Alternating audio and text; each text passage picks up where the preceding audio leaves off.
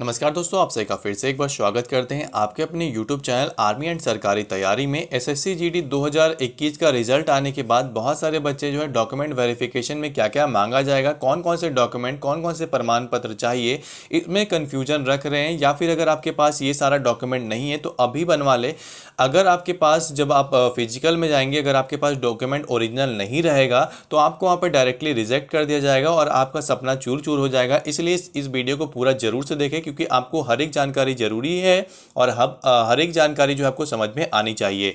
चलिए इस वीडियो को शुरू करते हैं। उससे पहले आज ही इस चैनल को सब्सक्राइब और घंटी को जरूर दबाएं, ताकि आपको यहाँ पर जो है गवर्नमेंट जॉब हो, एसएससी जीडी की जॉब हो या फिर हो हमारी डिफेंस की जॉब, सारी इन्फॉर्मेशन सबसे पहले मिलते रहे।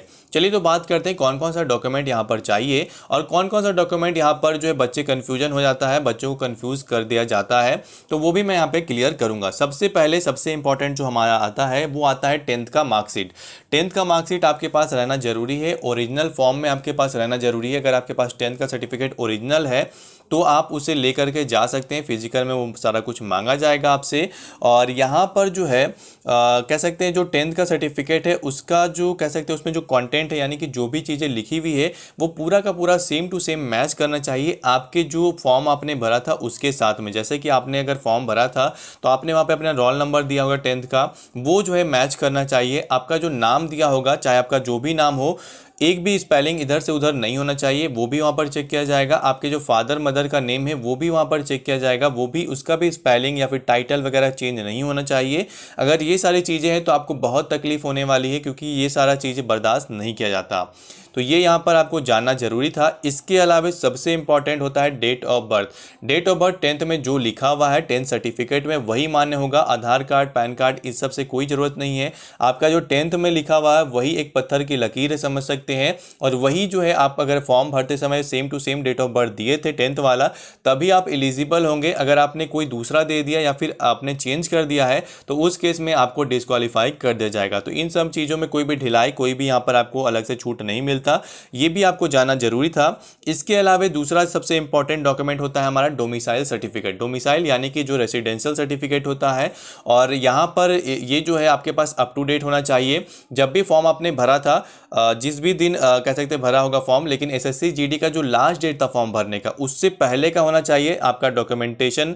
यानी कि जो भी कह सकते डोमिसाइल सर्टिफिकेट है या फिर जो कास्ट सर्टिफिकेट है वो भी जो है आपके एसएससी जीडी के फॉर्म के लास्ट डेट से पहले का होना चाहिए। अगर वो बाद में बन करके आया है तो आपको एक अलग से एफिडेविट बनवाना होगा, जिसमें आपको ये रीज़न बताना होगा कि आपका जो वेरिफिकेशन है या फिर आपका जो डोमिसाइल या फिर कास्ट सर्टिफिकेट है वो लेट क्यों बना, क्या कारण था उसका, किस और क्या क्या चीज़ें उसमें हुई थी। तो वो सारा कुछ आपको एफिडेविट में लिख करके ले जाना होगा। तो ये यहाँ पर डोमिसाइल सर्टिफिकेट जरूरी है, और बिना डोमिसाइल सर्टिफिकेट के तो ऐसे भी गवर्नमेंट जॉब नहीं मिलती। तो ये भी आपको जानना जरूरी था। इसके अलावे अगर यहाँ पर आप देखेंगे तो कास्ट सर्टिफिकेट जो है सेंट्रल लेवल का होना चाहिए, यानी कि जो सेंट्रल जो कास्ट प्रोवाइड करती है वो आपको चाहिए होगा। चाहे आप एससी एसटी हो, ओबीसी हो, ईडब्ल्यूएस हो, जो भी है आपके पास कास्ट सर्टिफिकेट जो है सेंट्रल का होना जरूरी है। और जिस भी कास्ट का आपने कह सकते फॉर्म भरते समय चूज़ किया था, अगर आपने एससी चूज़ किया है या फिर एसटी किया है या फिर ओबीसी, तो वो आपका मैच करना चाहिए जब आप वहाँ पर डॉक्यूमेंटेशन लेकर के जाएंगे। तो उस समय अगर वहाँ पर भी चेंज हो गया तो उस समय डायरेक्टली आपको डिस्क्वालीफाई किया जाएगा। कोई वहाँ पर अलग से सुनवाई आपकी नहीं होने वाली, ये आपको ध्यान रखना होगा। तो ये भी आपका जो है आपको ध्यान रखना होगा। कास्ट सर्टिफिकेट भी आपका जो है एसएससी जीडी के लास्ट डेट से पहले का होना चाहिए, फॉर्म भरने के लास्ट डेट से पहले का। और नहीं है तो फिर आपको एफिडेविट साथ में लेकर के जाना होगा। और इसके अलावे आखिरी में जो आता है यहाँ पर कैरेक्टर सर्टिफिकेट। कैरेक्टर सर्टिफिकेट जैसा कि आपको पता है कि पुलिस वेरिफिकेशन वाला कैरेक्टर सर्टिफिकेट बनता है, जो कि 6 महीने तक मान्य होता है। वो आपको वहाँ पर लेकर के जाना होता है, वो भी वहाँ पर चेक किया जाता है डॉक्यूमेंट वेरिफिकेशन, डॉक्यूमेंट वेरीफाई करने के टाइम पर।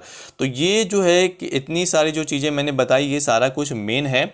इसके अलावा अगर आपके पास पैन कार्ड है तो आप ले जा सकते हैं, नहीं है तो कोई दिक्कत नहीं है। आधार कार्ड जरूरी है, आधार कार्ड को आपको रखना होगा। आधार कार्ड अप टू डेट होना चाहिए, फोटोज उसमें अप टू डेट हो, नाम वगैरह, रोल नंबर नहीं, डेट ऑफ बर्थ वगैरह जो है वहाँ पर अपडेट होना चाहिए, तो वो ज़रूरी है। पासपोर्ट का कोई ज़रूरत नहीं होता है, सेंट्रल सर्टिफिकेट यहाँ पर ज़रूरी है, डोमिसाइल ज़रूरी है, ड्राइविंग लाइसेंस का कोई ज़रूरत नहीं है इसमें, और एफिडेविट मैंने बता दिया, सारा कुछ आपको क्लियर कर दिया। इसके अलावा आपको कोई भी डाउट लगता है नीचे कमेंट करके पूछ सकते हैं। हमारा वेबसाइट का लिंक दिया हुआ है, उस लिंक पर क्लिक करें और नीचे स्क्रॉल करके जाएंगे तो वहाँ पे आपको लीव कमेंट का ऑप्शन मिलेगा, वहाँ पे आप जाके मुझे कमेंट डायरेक्टली कर सकते हैं, अपना नंबर भी भेज सकते हैं। जय हिंद।